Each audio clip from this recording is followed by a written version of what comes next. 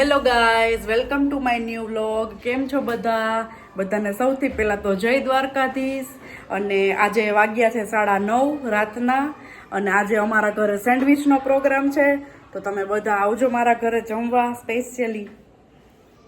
જો આ તૈયાર થઈ ગઈ છે આપણી ગ્રેવી વઘારેલી. હું આમાં છે ને આદુ મરચું અને ડુંગળી એ નાખું છું.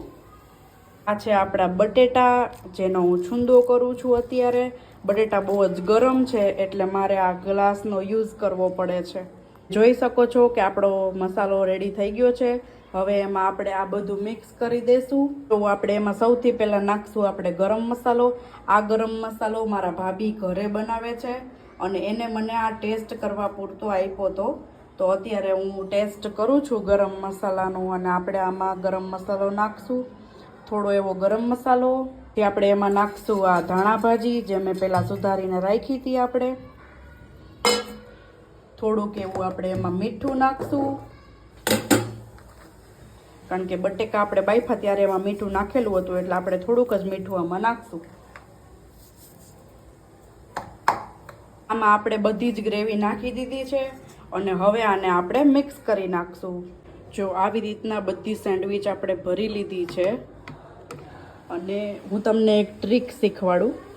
જ્યારે આપણે એવું કહેતા હોય કે બાર જેવી કડક નથી થતી સેન્ડવિચ, એટલે પહેલાં છે ને સેન્ડવિચને આવી અધકચરી શેકી લેવાની અને પછી ફાઇનલી આપણે જ્યારે જમવા બેસીએ ને ત્યારે એને ફાઇનલ શેકવાની.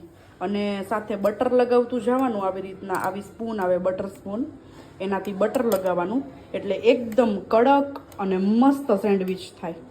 આવશે આપણી સેન્ડવિચનું રિઝલ્ટ. મયુર સેન્ડવિચ કેવી બની છે? ખાવાનું દે જરા. હજી તો એક કટકો મોઢામાં નાખ્યો. હવે કયો કેવી બની છે? એકાદી ખવાય પછી ખબર પડે.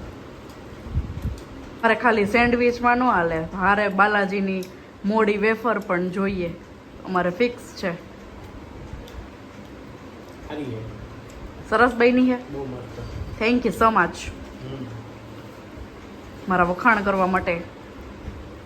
સારું સારું કહેવાય. ચલો તો બધાને બાય કહી દો. Bye bye. જય દ્વારકાધીશ. ખાઈ લેવાનું.